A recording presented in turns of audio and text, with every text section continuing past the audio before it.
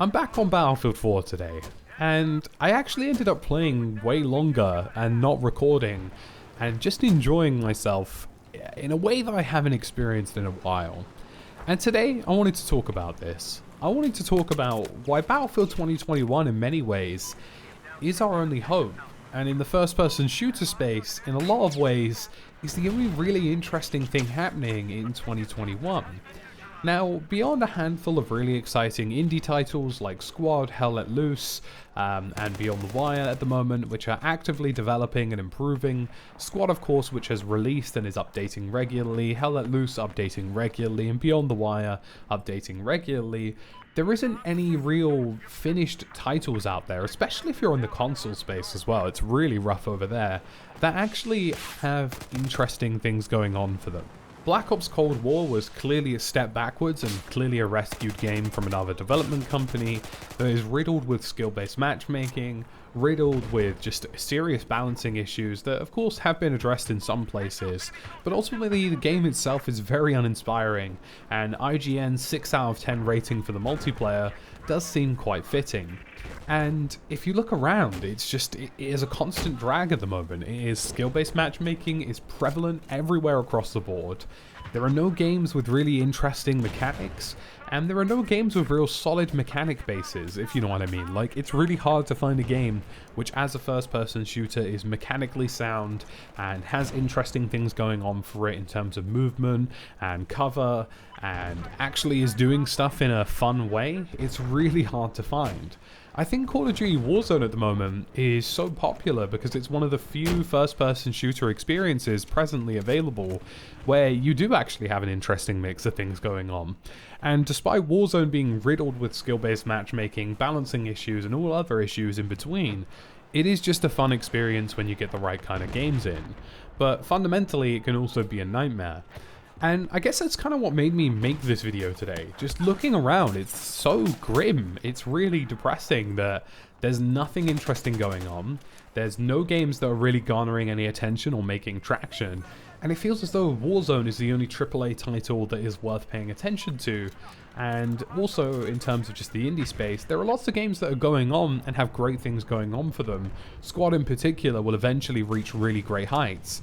But for the games like Hell Let Loose and Beyond the Wire, they're still unfinished. And, you know, I think you get fatigue when you follow so many early access titles, because every time I play Hell Let Loose, I was like, man, this would be really great if it wasn't running at like 40 FPS. And, you know, that comes to be the case with any other indie shooter which is still in development, whether it's optimization, content, or something else that is coming in the future and is something to be very excited about, but just isn't here presently. It feels like we're waiting for quite some time. And Squad is an example of a game that has released and is really interesting for lots of people right now. But for me personally, I played the game so much over the past 5 or 6 years that I really need another major content drop to really get back into it. And I guess there will be people who are similar to me right now, especially in the console side of things, that are looking around and going, damn, Battlefield 2021 needs to deliver. It needs to be something special. Now, I say this with cautious optimism, but there is a future on the horizon in 2021 where Battlefield 6, or whatever it happens to be called, releases. It's in an interesting era, whether that's modern or not is not really important, but I'm just interested to see where it ends up. It's in an interesting space, to say the least. It has minimal to no skill-based matchmaking, it has larger player counts, larger maps, good land, sea and air warfare, and a server browser with possibly custom community games. And hopefully at the core of the game is a really solid shooter mechanic with solid balancing, because that's all the game really needs. And to be honest with you, after playing Battlefield 4, that sounds amazing to me.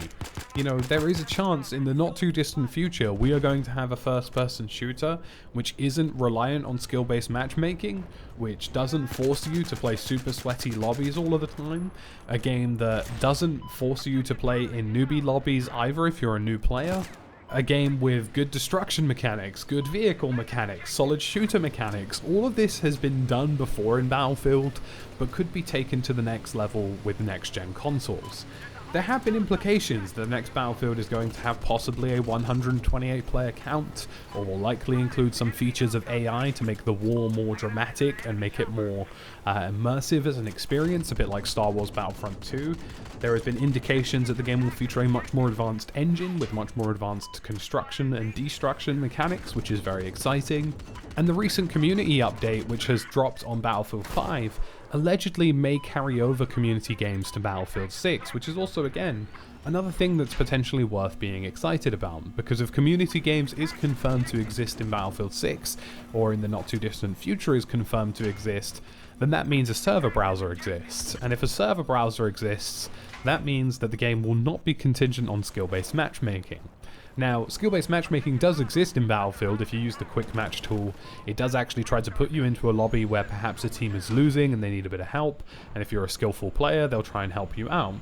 And that appears to be the case in every single Battlefield we've seen so far. However, if there's a community browser, or if there's any kind of server browser, there will be no skill-based matchmaking at all, and it'll be one of the few games in existence beyond Hell Let Loose, Squad, Beyond the Wire, and many other indie shooters on PC, which aren't forcing SBMM down our throat. And the fact that there could be an advanced Battlefield game with higher player counts, vehicle mechanics, destruction mechanics, a solid core shooter base, and not having SBMM in the future sounds absolutely positively delightful. I think if you're in the first-person shooter, or just the shooter space generally speaking, then right now there's a lot of burnout. There's a lot of burnout because lots of games that are in development are taking a while to release updates, and you know, the issues that those games have because they're in development, whether that be optimization, is really dragging you down. And in the AAA space, there just isn't anything interesting happening at all, and you end up playing games that you've been playing for months now, and it's like, well, you know, what's going to change here? Are things going to improve? And a lot of people are actually returning to Battlefield 1 and Battlefield 4 ever since they released on Steam and of course have been available on the next generation consoles. And I think right now we're just in this really strange space, this really weird operating space, where with the disappointment of Black Ops Cold War, with Warzone being as flip-floppy and sometimes good, sometimes bad as it is, and with some indie games just taking quite some time to develop on PC, there's a real window of opportunity here for Battlefield to come back in a big way, impress lots of people, and really bring a future franchise and a future to the franchise that is going to be well accepted and well received by a vast majority of people. Black Ops Cold War ultimately is a pretty bad game, and you know what it's like with Call of Duty. Maybe they sort of have 2 or 3 bad games in a row, then they release a game like Modern Warfare, which was quite technically impressive.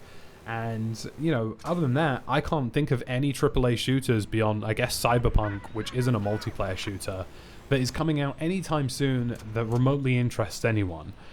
And it's difficult. It's difficult as somebody who's really interested in FPS games.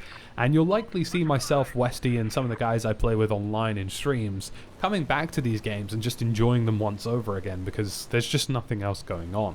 There really is a chance here, there really is a hope that Battlefield 2021 will be something special and will be something that can change the dynamic of the shooter scene. You know, even if it's just like Battlefield 4 but next gen upgraded with some enhancements, it would already probably be, just from that alone, the best version or the best FPS AAA title on the market. Just because that's all people need. All people need right now is a modern or semi-modern shooter with solid shooting mechanics, with solid vehicle mechanics, with solid server support. And although these things sound very simple, they are things that are technically quite difficult to deliver in some places. But with Battlefield having the development time it's had, and having the extra muster of most likely being a next-gen title only, one can only hope. One can really only hope, and I'm speaking, I guess, on behalf of a lot of first-person shooter players right now, that we really need this next game to pull through, because good God, is it bad out here. Anywho, folks, I'm interested to hear your thoughts in the comment section down below. Let me know what you're thinking and feeling about the next Battlefield game. And as always, thank you for watching, and I'll catch you again in the next one.